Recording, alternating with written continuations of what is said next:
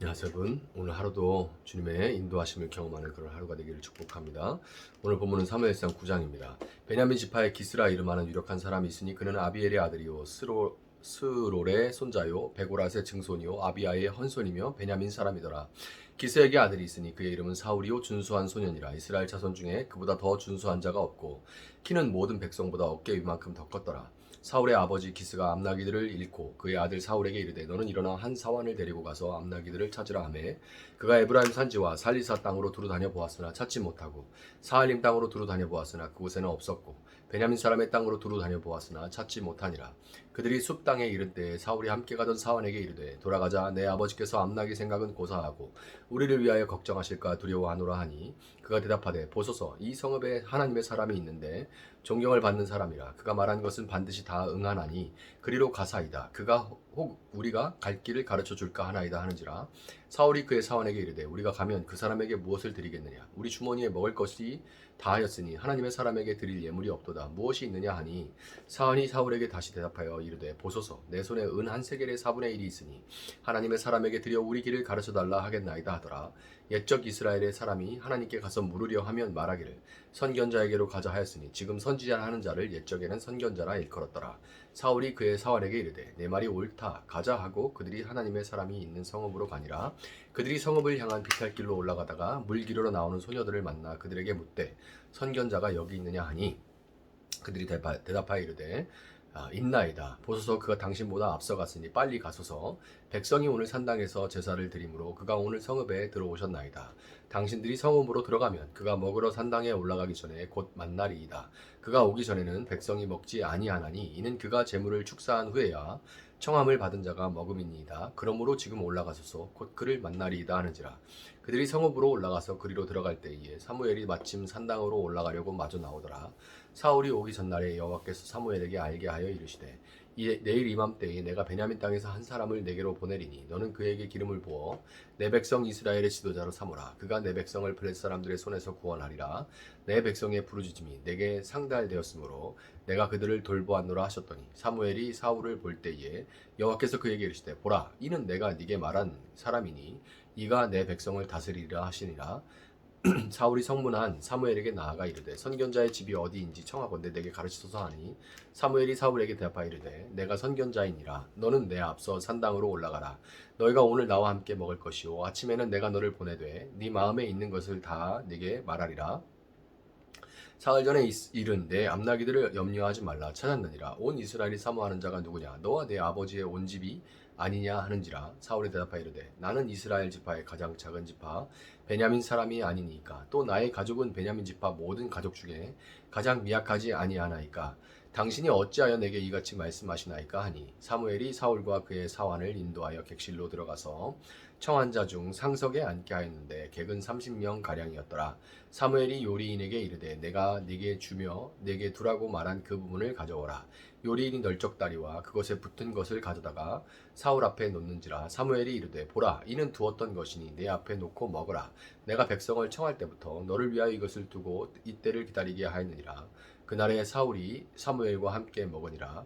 그들이 산당에서 내려 성읍에 들어가서는 사무엘이 사울과 함께 지붕에서 담화하고 그들이 일찍이 일어날새 동틀 때쯤이라. 사무엘이 지붕에서 사울을 불러 이르되 일어나라 내가 너를 보내리라 하매 사울이 일어나고 그 두 사람 사울과 사무엘이 함께 밖으로 나가서 성읍 끝에 이름에 사무엘이 사울에게 이르되 사원에게 우리를 앞서게 하라 하니라. 사원이 앞서가므로 또 이르되 너는 이제 잠깐 서 있으라.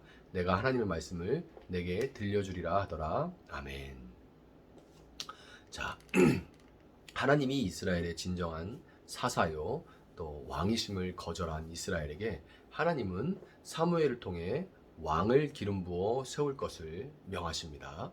이런 모습은 자칫 하나님이 인간의 주장과 요청에 어쩔 수 없이 질질 끌려다니는 그런 모습으로 보일 수 있죠. 그렇지만 사무엘을 통해 이미 자기들이 바라는 왕을 세웠을 때 어떤 일이 일어날지에 대해 경고하셨음에도 불구하고 막무가내로 때를 쓰는 그들에게는 직접 경험하게 하는 것 말고는 달리 방법이 없는 것이 사실입니다. 오늘 본문인 9장과 10장은 하나님께서 사람들이 생각하는 가장 이상적인 조건과 자질을 갖춘 사울을 이스라엘의 왕으로 세우시는 과정을 보여주지만 그것은 왕으로서 사울을 높여주기 위한 것이 아니라 그의 뛰어난 자질과 조건들을 보여줌으로써 그가 이후에 떨어지고 추락했을 때 더 큰 실망과 함께 분명한 교훈을 이스라엘에게 남기기 위한 거예요. 매번 선거가 끝나고 나면 국가의 지도자가 선출이 되는데 그러면 이제 일정 기간 허니문 기간을 거치게 되죠. 그 허니문 기간이 지나고 나면 그 지도자의 뛰어남이 부각되고 온 국민의 칭송을 그 기간 동안에 받지만 그 기간이 지나고 나면 본격적인 통치가 시작이 되는데 많은 경우 기대하는 것만큼 더 큰 실망감을 안게 되면서 정말 사람 의지하지 말아야겠다. 매 5년마다 이거를 경험하게 되는 것 같아요. 사람 의지하지 말아야겠다라는 그런 교훈을 뼈저리게 실감하게 되는 것과 같은 그런 원리입니다.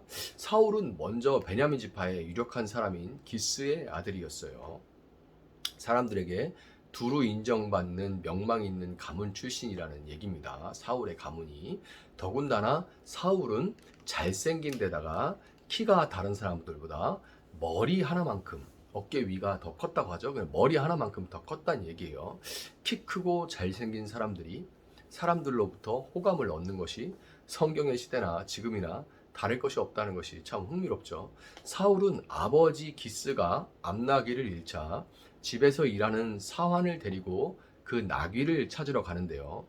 나귀가 사람도 태우고 짐도 싣고 하던 지금의 자동차와 같은 그런 어떤 사치제라는 것과 그의 집에 일하는 사환이 따로 있었다는 그런 사실들을 통해서 우리는 사울의 집안이 명망만 있는 것이 아니라 재력 또한 빵빵한 그런 집안이었다는 것을 알 수가 있죠. 뼈대 있는 가문에 돈도 많은데 심지어 잘생기고 키도 큰 그 사울은 얼핏 생각하면 부잣집 도련님이라 왠지 아나무인이고 또 제멋대로의 성격도 괴팍할 거라는 그런 생각이 들 수가 있는데요. 사실 이거는 성격이라도 나빠야 뭔가 좀 공평할 것 같다라는 그런 우리의 바람이 들어간 기대감이지 이게 사실은 아니죠. 그래서 성경이 읽다 보면 그 기대가 여지없이 깨져버리고 맙니다. 집 나간 나귀들을 찾아오라는 아버지의 명에 순종해서 사울은 이렇게 좀 대충 찾는 신용이 아니라 에브라임 산지와 살리사 땅으로 성실하게 나귀를 찾아다닙니다. 그렇게 나귀를 찾아다니던 사울은 사흘이 3일이 지났음에도 불구하고 나귀를 찾지 못하자 아버지께서 나귀는 고사하고 나귀를 찾으러 간 자신들을 더 걱정하겠다 이렇게 걱정할 아버지를 그렇게 두려워하면서 돌아갈 것을 결심합니다. 아닌 게 아니라 만약에 나귀가 그냥 집을 나간 것이 아니라 이제 어떤 도적들이 나귀를 훔쳐간 것이라면 그 도적들이 나귀를 찾고 있는 사울과 그 사환을 해할 수도 있는 거죠. 아버지가 염려하실까봐 두려워하는 지극한 효성을 가진 사울은 심지어 돌아가자고 하는 사울에게 그 사환이 근처에 선지자가 있으니까 그에게 나귀의 행방에 대해서 한번 물어보자 이렇게 요청을 하니까 사환이 그런 거예요. 종이. 그러니까 10절과 같이 네 말이 옳다 가자 라면서 손 아랫사람의 의견에 귀 기울여주는 도량까지 장착하고 있는 모습을 보여주죠. 사환의 제안에 따라서 두 사람은 하나님의 사람 사무엘을 찾아가는데요. 사실 사무엘은 선견자답게 그들이 올 것을 미리 알고 그들을 기다리고 있었습니다. 하나님으로부터 사울을 왕으로 세우라는 명을 받은 사무엘은 산당에서 제사를 드린 후에 함께 식사하는 30여 명 사람들 앞에 사울을 상석에 앉히고 그에게 제물 중에 제사장이 먹는 제물의 널쩍다리와 그것에 붙은 것을 가져다 줌으로써 공식적으로 사울을 자신 이 사무엘과 같은 위치로 승격시켜 주었어요. 사람들의 존경을 받는 한몸에 받는 선지자가 자신을 높여주면 우쭐해질 법도 한데 사울은 21절과 같은 대답으로 그가 얼마나 겸손한 사람인지를 보여줍니다. 21절에 뭐라고 해요? 나는 이스라엘 지파의 가장 작은 지파 베냐민 사람이 아니니까 또 나의 가족은 베냐민 모든 가족 중에 가장 미약하지 아니하니까 당신이 어찌하여 내게 이같이 말씀하시나이까. 여러분, 지금까지 보여준 이 사울의 모습들을 볼 때 자연스럽게 그에 대한 기대가 커지는 것이 사실이죠. 그에 대한 기대가 커지는 것이 사실이에요. 인품 좋은 사람에게 우리는 흔히 저 사람은 법 없이도 살 사람이다 라는 말을 하게 되는데, 사울만큼 이 말에 걸맞는 사람도 없을 것 같습니다. 그렇지만 여러분, 세상에 법 없이도 살 수 있는 사람은 없어요. 이건 우리 착각입니다. 법 없이도 살 수 있는 사람은 없습니다. 단지 그 사람의 죄성이 발현될 조건과 상황이 갖춰지지 않았을 뿐이지, 왕이신 하나님을 떠나 스스로 왕되어 살아가는 죄성을 가진 모든 사람은 마치 사과나무가 사과를 맺듯이 자연스럽게 때가 되면 죄의 열매를 맺을 수밖에 없고, 그것은 이토록 완벽한 조건과 자질을 갖춘 사울도 예외가 아니었습니다. 사람이 원하는 모든 조건을 갖추고 있는 왕, 그 왕만 있으면 내 삶이 지금보다 훨씬 나아지고 행복할 거라고 여겼던 이스라엘의 바람은 사울의 추락과 함께 처절하게 실패하고 말았습니다. 그렇지만 여러분, 하나님은 단지 이스라엘에게 아픔의 교훈만을 주시기 위해 사울을 왕으로 허락하신 것은 아니에요.